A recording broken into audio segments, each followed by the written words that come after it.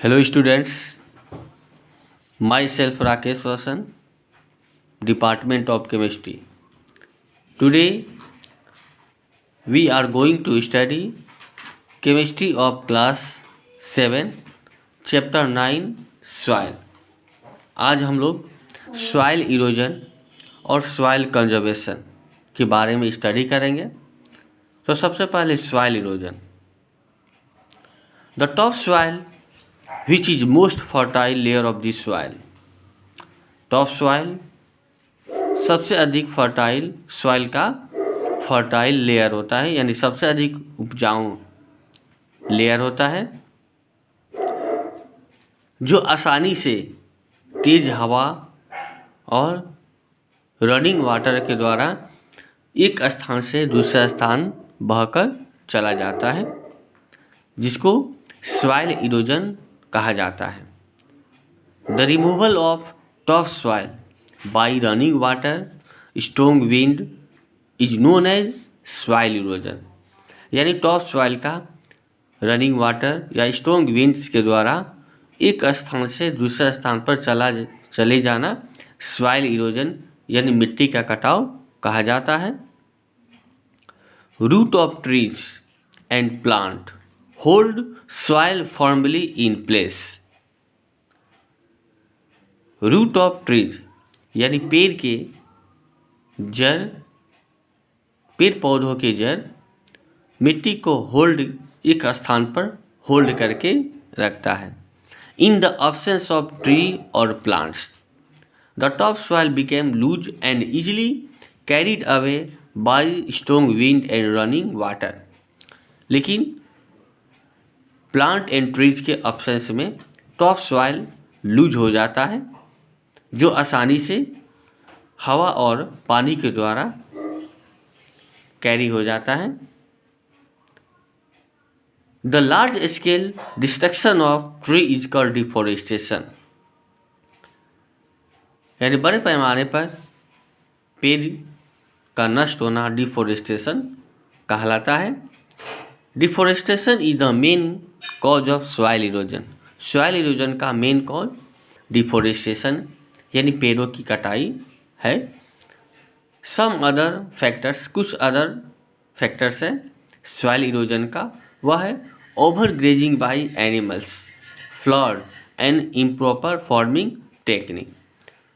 Over grazing by animals जब घास चरते हैं तो छोटे मोटे पौधों को जड़ से उखाड़ देते हैं, जिसके कारण वहाँ की मिट्टी लूज हो जाती है, जो आसानी से हवा और पानी के द्वारा कैरी हो जाता है।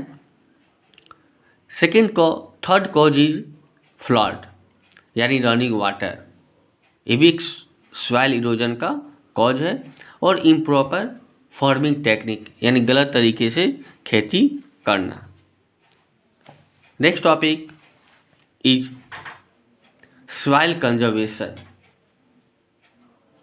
The reduction or prevention of soil erosion is called soil conservation. यानी soil erosion से को रोकना या कम करना soil conservation कहलाता है। We can conserve soil by the following certain measures. कुछ मेथड के द्वारा हम लोग सॉइल इरोजन को रोक सकते हैं, यानी सॉइल को कंजर्व कर सकते हैं। First, large scale planting of sapling in deforestated land to help to bind the soil together. First जो मेथड है वह है एफोरेस्टेशन, यानी अधिक पैमाने पर पेड़ लगाकर हम लोग सॉइल को कंजर्व कर सकते हैं। Plant two more trees, it can reduce the possibility of the top soil being eroded by wind और वाटर। जब हम लोग बड़े पैमाने पर पेड़ लगा देते हैं तो जो पेड़ की जड़ होते हैं वह सॉइल को होल्ड कर लेते हैं, जिसके कारण वहाँ की मिट्टी जो है हवा और पानी के द्वारा कैरीड नहीं होता है। Second method, flood can be control by building dams, यानी बाय बिल्डिंग डैम्स, डैम बनाकर, यानी रिवर पर, नदी पर डैम का निर्माण कर हम फ्लड को कंट्रोल कर सकते हैं, क्योंकि फ्लड के द्वारा सॉइल इरोजन होता है, मिट्टी का कटाव होता है। तो flood can be control by building dams and बंड्स। Next method is by making terrace farming, यानी पहाड़ों पर टेरेस फार्मिंग करके हम मिट्टी के कटाव को रोक सकते हैं, यानी मिट्टी को कंजर्व कर सकते हैं।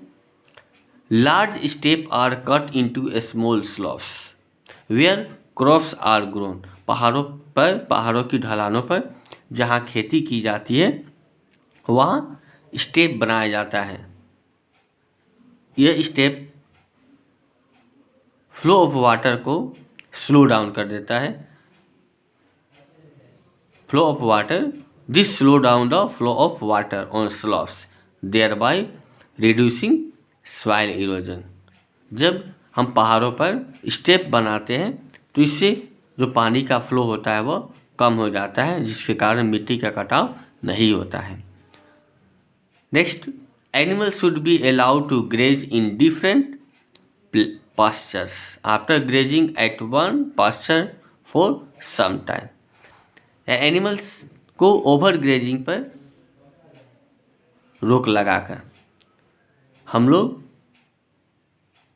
सॉइल को कंजर्व कर सकते हैं।